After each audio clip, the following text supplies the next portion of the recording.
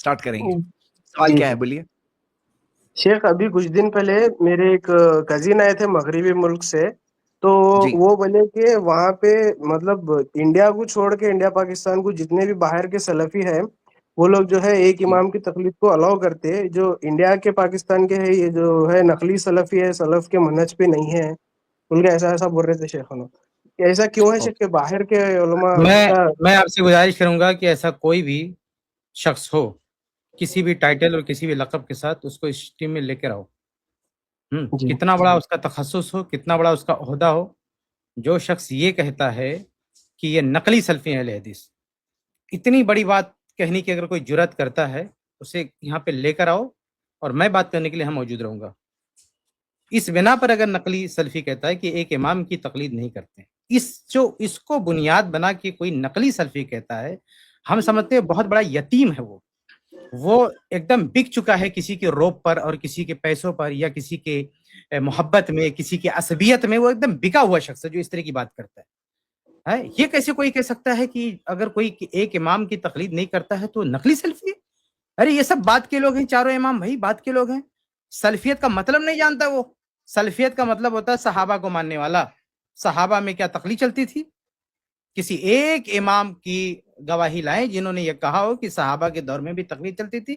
یہ تو آج مقلدین جب کوئی جواب نہیں رہتا ان کے پاس تو بیچارے دبی زبان سے کہتے رہتے نہیں وہ صحابہ کے دور میں بھی تقلید ہوتی تھی، فلاں صحابی کی تقلید ہوتی تھی. یہ سب خرافات ہے، یہ تہمت ہے صحابہ کرام پر. یہ تقلید کوئی اچھی چیز نہیں. امام طحاوی رحمہ اللہ کی طرف وہ قول منسوب ہے نا کہ مقلد تو یا تو جاہل ہوتا ہے یا عصبیت کا شکار ہوتا ہے. تو یہ جو شخص بھی کہتا ہے، میں کہتا ہوں کچھ بھی مرعوب ہونے کی ضرورت نہیں ایسے لوگوں سے جو اتنی بڑی بات کہہ دے کہ جو کسی امام کی تقلید نہ کرے وہ نقلی سلفی ہے. ہم کہتے ہیں وہ نقلی سلفی ہو شخص. وہ شخص بکا ہوا ہے کسی کے روب پر، کسی کے نام پر، کسی کے پیسوں پر بکا ہوا آدمی ہے جس طرح کی بات کرتا ہے، جو اہل حدیثوں کو جو ہے یہ کہتا ہے کہ نقلی سلفی ہے. اصل سلفی، بلکہ میں کہتا ہوں کہ اصلی سلفی، یعنی سلفیت میں سب سے پختہ پوری دنیا میں اہل الحدیث ہے. کیونکہ اہل الحدیث صرف اصول میں نہیں، اصول سے مراد عقیدہ، صرف عقیدے میں نہیں، بلکہ وہ فقہ میں بھی سلفیت کے دعوے دار ہیں اور سلفیت کی سلف کے فہم کو مقدم کرتے ہیں. تو اہل الحدیث وہ ہیں جو صرف نہیں، جیسے اور جو دوسرے ممالک کا آپ نے ذکر کیا کہ وہاں پہ جو لوگ ہیں وہ ایک امام کی تقلید، یہ کون سی سلفیت ہے کہ امام کی تقلید کرنا بھیا؟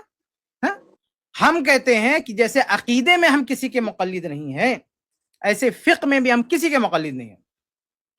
عقیدے میں ان لوگوں سے پکڑ کے پوچھو کیا عقیدے میں بھی آپ کسی کی تقلید کرتے ہو؟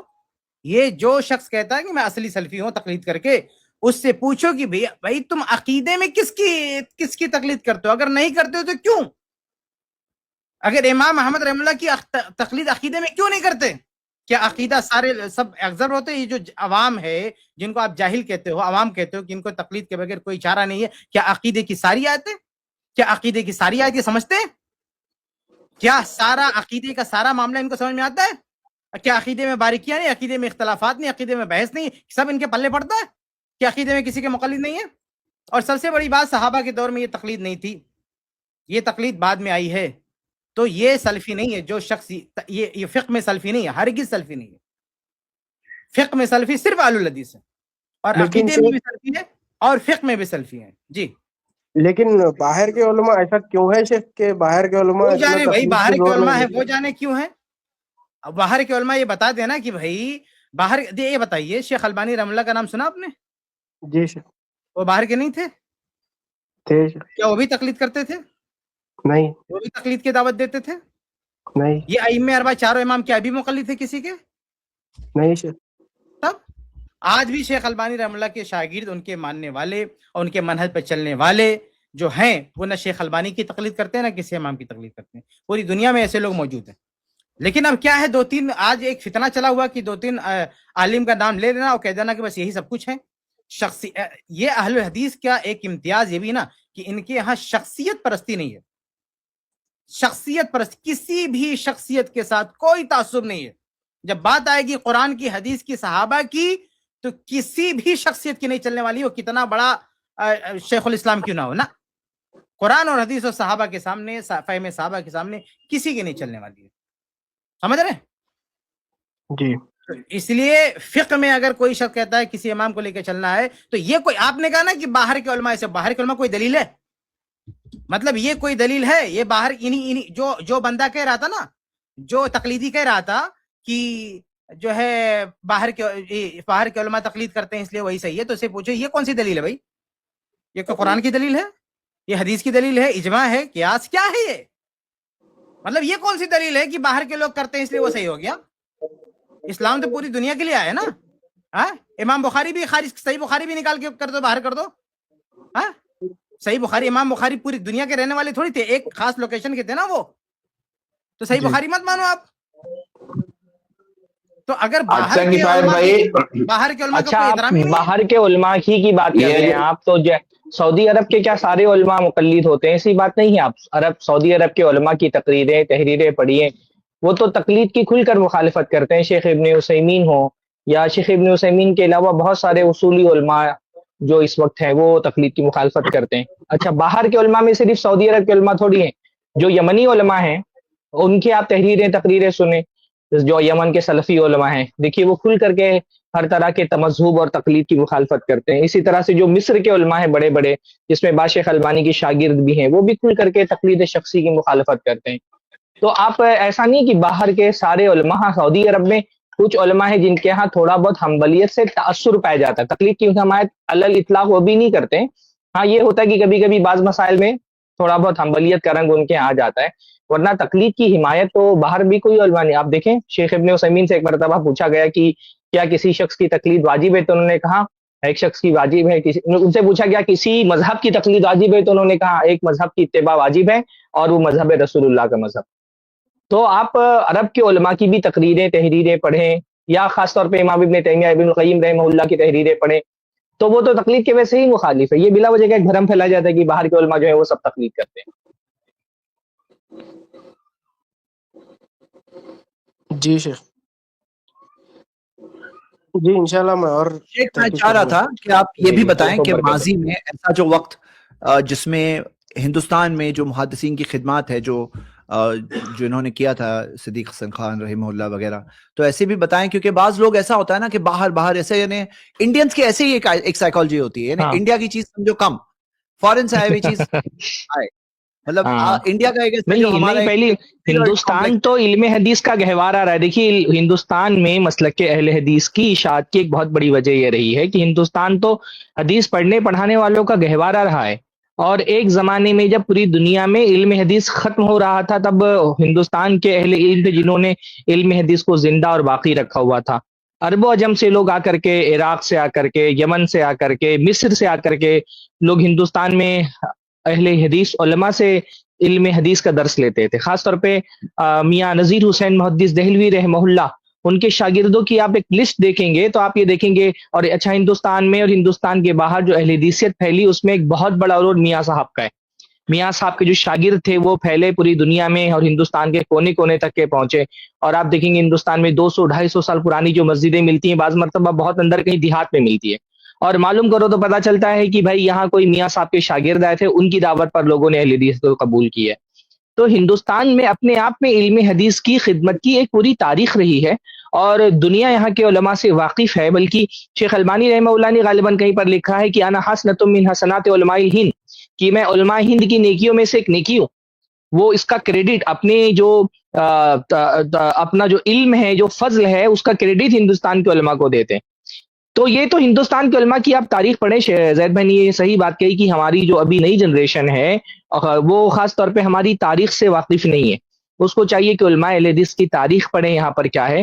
خاص طور پہ مولانا اسماعیل سلفی رحمہ اللہ کی ایک بڑی شاندار کتاب ہے، شاہ ولی اللہ محدث دہلوی اور تحریک آزادی فکر.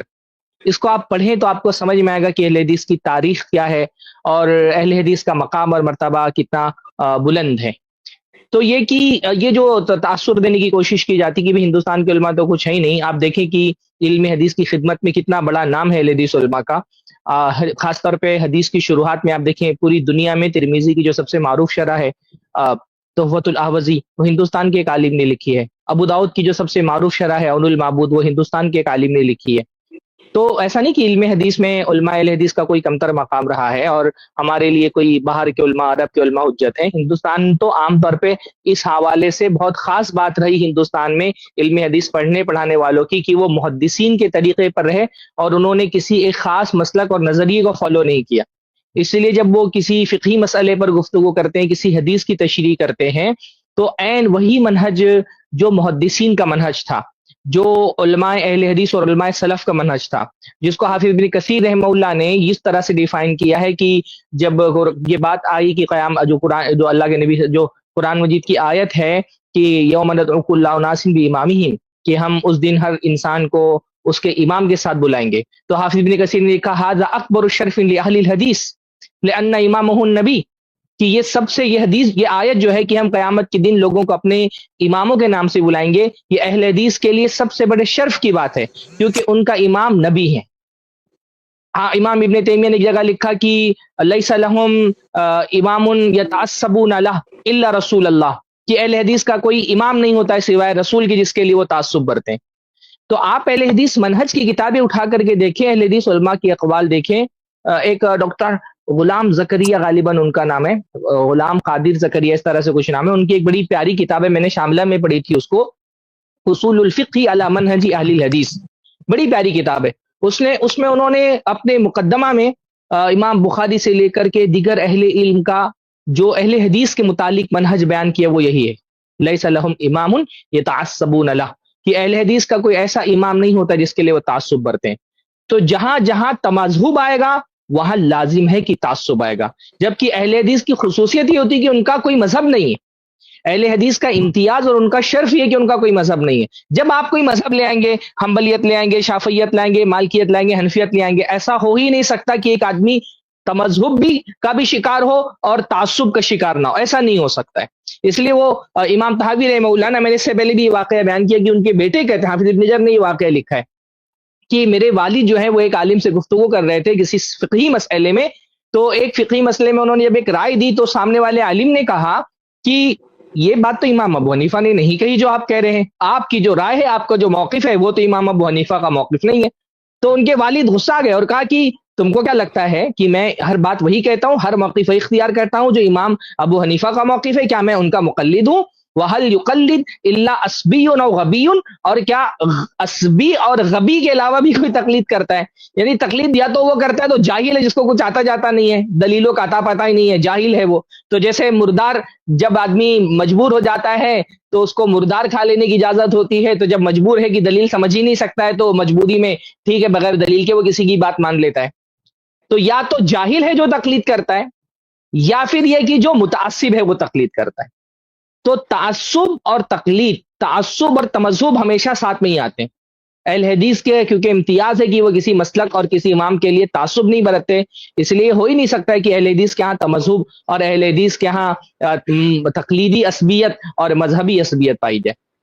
اچھا، ایک چیز کی اور وضاحت کر دوں، کچھ لوگ نا علماء سے، جیسے کوئی اہل حدیث عامی ہے جس کو قرآن سے استدلال کا علم نہیں ہے، حدیث سے استدلال کا علم نہیں ہے، تو یہ لوگ کہتے ہیں کہ یہ اس کے پاس تقلید کے علاوہ چارہ کیا ہے؟ جس کو نہ قرآن پتا ہے، نہ حدیث پتا ہے، نہ استدلال پتا ہے، نہ استنباط پتا ہے، تو یہ بندہ اگر تقلید نہیں کرے گا تو کرے گا کیا؟ اس سوال کا جواب قرآن دیتا ہے، فَاسْأَلُوا أَهْلَ الذِّكْرِ إِن كُنتُمْ لَا تَعْلَمُونَ، کہ تمہیں نہیں پتا ہے تو عالم سے سوال کرے گا. تو اہل حدیث جو عامی ہے وہ اپنے عالم سے سوال کرے گا. اب کچھ لوگ کہتے ہیں کہ یہ جو عامی ہے اور اپنے عالم سے سوال کرتا ہے یہ تقلید ہے. میں ایسے لوگوں کو منافقت علمی جو ہے یا تقلیدی منافق کہتا ہوں، اس شرعی منافق نہیں کہتا ہوں، تقلیدی منافقت ہے. کیوں؟ کیونکہ تقلیدی کتابیں جا کے کھول کے دیکھو تو کیا لکھا رہے گا کہ الرجوع الی العالم لیس بتقلید، کہ عالم سے رجوع کرنا تقلید نہیں ہے. ارے منافق ہو، مقلد ہو، یہ تم اپنی کتابوں میں یہ گند کیوں لکھ کے رکھے ہو؟ اگر عالم سے پوچھنا یہ تقلید ہے تو تم نے اپنی اصولی کتابوں میں یہ کیوں لکھا کہ عالم سے پوچھنا تقلید نہیں ہے؟ ان کی جو اصول فقہ کی کتابیں ہیں، اصولی کتابیں، اس میں یہ لکھتے ہیں، یہ پوری وضاحت کے ساتھ لکھتے ہیں کہ عالم سے رجوع کرنا، عالم سے مسئلہ پوچھنا، قاضی کا گواہ پر اعتماد کر کے فیصلہ کرنا، یہ سب تقلید نہیں ہے. تو تقلیدی منافقت نہیں تو اور کیا ہے کہ اپنی کتابوں میں لکھ رہے ہو کہ عالم سے پوچھنا تقلید نہیں اور اہل حدیث عامی اپنی عالم سے پوچھے اسے تم نے تقلید کہہ دیا. کیوں کہہ دیا بھائی؟ تو اگر کوئی اہل حدیث عامی اپنے عالم سے مسئلہ پوچھتا ہے تو یہ دو وجہ سے تقلید نہیں ہے. نمبر ایک, سلف میں سے کسی نے اس کو تقلید نہیں کہا. عالم سے مسئلہ پوچھنے کو صحابہ تابعین میں سے کسی نے اسے تقلید نہیں کہا. پہلی بات, ہم اس معاملے میں بھی سلفی ہیں, ہم ان اصطلاحات کو اپنانے میں بھی سلفی ہیں. دوسری بات, ساری تقلیدی کتابیں چلا رہی ہیں, چیخ رہی ہیں کہ عالم سے مسئلہ پوچھنا تقلید نہیں ہے, بلکہ اس کی توجیہ کیا کرتے ہیں, کہتے ہیں کہ لإیجاب النص, کیونکہ نص نے اس کو واجب کیا ہے. بھائی جس مسئلے میں نص موجود ہے اس کو تقلید کہیں گے آپ؟ کہتے ہیں کہ چونکہ نص سے واجب ہے اس پر سوال کرنا, یہ اس پر واجب ہے. تقلید کے بارے میں پوچھو تو ڈھلمل یقین ہے, کوئی واجب کہتا ہے, کوئی مستحب کہتا ہے, کوئی فرض کہتا ہے, کوئی کچھ کہتا ہے, لیکن سوال کرنا ایک ہی زبان ہے, واجب ہے. آپ کسی بھی تقلیدی سے پوچھو, چھوٹا تقلیدی, بڑا تقلیدی, بیچ کا تقلیدی, کوئی بھی تقلیدی ہو, اس سے یہ سوال کرو کہ کسی عامی کو نہیں آتا ہے تو عالم سے سوال کرنا اس کے لیے کیا ہے, تو جواب ایک ہی آئے گا, واجب. عالم سے سوال کرنا واجب, لیکن تقلید واجب ہے, فرض ہے, کیا ہے, وہ دنیا بھر کی جتنی منہ اتنی باتیں ہیں. لیکن یہاں پہ پوری دنیا کی زبان پر ایک ہی بات ہے کہ عامی کے لیے سوال کرنا واجب ہے. سب کا اس پر اتفاق ہے, کوئی اختلاف نہیں ہے. تو عامی سے سوال کرنا یہ تقلید نہیں. یہ کون کہہ رہا ہے بھائی؟ سلف نے تقلید نہیں کہا, اور یہ تقلیدی کتابیں کہہ رہی ہیں. ان کی کتابیں کھول کر تو دیکھو کہ ان کی کتابیں کہہ رہے ہیں کہ تقلید نہیں. اور اس کے پیچھے مجبوری کیا پتا؟ ایک پرابلم یہ ہے کہ اگر یہ مان لیں اس بات کو کہ عالم سے پوچھنا تقلید ہے, تو کیا چاروں اماموں کی تقلید ممکن ہے آج؟ ہاں, کوئی آ کے مجھے سمجھائے, کوئی مقلد آ کے مجھے اس ہسٹری میں پکڑ کے لاؤ کسی کو جو مجھے سمجھا دے کہ اگر عالم سے پوچھنا یہ تقلید ہے تو ارے میاں بتا یہ چاروں کی تقلید کیسے کروائے گا بھائی؟ کوئی حنبلی عالم سے پوچھے گا تو اس کو اس عالم کا مقلد ہوگا نا. امام احمد کرم اللہ کا مقلد کیسے ہو گیا؟ کوئی حنفی سے پوچھے گا تو اس حنفی دیوبندی بریلوی کا مقلد ہوگا. امام ابو حنیفہ رحمہ اللہ کا کیسے ہو جائے گا؟ لیکن اگر یہ لوگ کہتے ہیں کہ نہیں, دیوبندی سے پوچھنے پر بھی وہ ابو حنیفہ ہی کا مقلد رہے گا, بریلوی سے پوچھنے پر بھی وہ ابو حنیفہ رحمہ اللہ ہی کا مقلد رہے گا, کیونکہ دیوبندی بریلوی اپنا مسئلہ نہیں بتاتا ہے, وہ ابو حنیفہ کا بتاتا ہے, تو اہل حدیث عامی اپنے عالم سے پوچھنے کے بعد بھی متبع رسول رہے گا, کیونکہ اس کا عالم اپنی کسی شخصیت کا مسئلہ نہیں بتاتا ہے, قرآن حدیث و صحابہ کا مسئلہ بتاتا ہے. سمپل سی بات ہے, بہت ہی واضح بات ہے. تو یہ جو شکل ہے, میں نے کسی ہسٹری میں بتایا تھا کہ تقلید کی کچھ 4 قسمیں بنتی ہے. جو چوتھی قسم ہے کہ بلا وجہ اس کو تقلید کر دیتے ہیں. ہم اس کو تقلید مانتے ہی نہیں. چیز کو عالم سے مسئلہ پوچھنا یہ تقلید ہے ہی نہیں, اور یہ ہم نہیں, میں بار بار میں پھر ریپیٹ کرتا ہوں کہ ایسے میرا کہنا نہیں, یہ تقلیدی کتابیں چلا رہی ہیں, یہ تقلیدی کتابیں چیخ رہی ہیں کہ یہ تقلید نہیں ہے. کیونکہ اگر وہ یہ مان لیں اس کی تقلید کو تو ائمہ اربعہ کی تقلید نہیں کروا سکتے. تو سب سے بہترین موقف سلف کا موقف ہے. سلف نے اس کو نہ تو تقلید کہا ہے اور نہ ان تقلیدی کتابوں نے اس کو تقلید کہا ہے. اس لیے اہل حدیث کو کیوں تقلید مقلد بولتے بھائی؟ اہل حدیث کیسے مقلد ہو جائے گا؟ تقلید تمہیں مبارک ہو, تم سر پر تاج سجا دو تقلید کا, ہمیں کوئی اعتراض نہیں ہے, لیکن اہل حدیث تقلید نہیں کرے گا. جو پکا اہل حدیث ہوگا, پختہ اہل حدیث ہوگا, اس کے لیے قرآن حدیث صحابہ کافی ہیں. انہیں تقلیدی اماموں کی ضرورت نہیں ہے, اسے اپنے علماء کی ضرورت ہے. آج جو علماء زندہ ان کی ضرورت ہے, جو سلف کے علماء ان کی بھی ضرورت ہے, ائمہ اربعہ کی بھی ضرورت ہے. لیکن ان تقلیدیوں کی کوئی ضرورت نہیں ہے جو تقلید کا پرچار کرتے ہیں اور تقلید کے جال میں سب کو پھانستے ہیں.